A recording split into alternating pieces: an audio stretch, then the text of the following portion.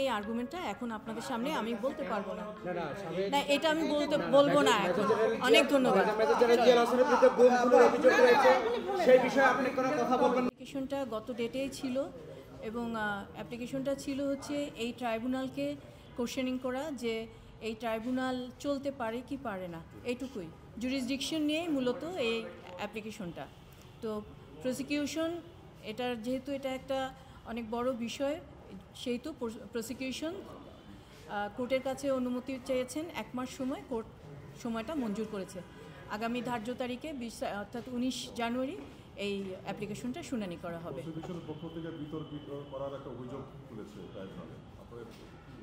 না, বিতর্কের বিষয় তো না, এটা হচ্ছে যে প্রত্যেকের তার নিজের কথা বলার অধিকার আছে।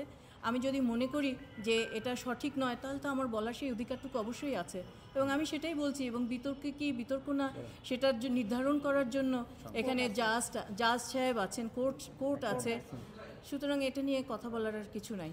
অনেক ধন্যবাদ আপনাদের। এগুলো যেহেতু এখনো হয়নি, প্লিজ আমি একটু বলি তারপরে। যেহেতু এখনো হয়নি, এই বিষয়টা নিয়ে কোনো রকমের কোনো সিদ্ধান্ত বা কোর্টে যেহেতু এখনো এই আর্গুমেন্টটা হয়নি, সুতরাং এই আর্গুমেন্টটা এখন আপনাদের সামনে আমি বলতে পারবো না। না, এটা আমি বলবো না এখন। অনেক ধন্যবাদ।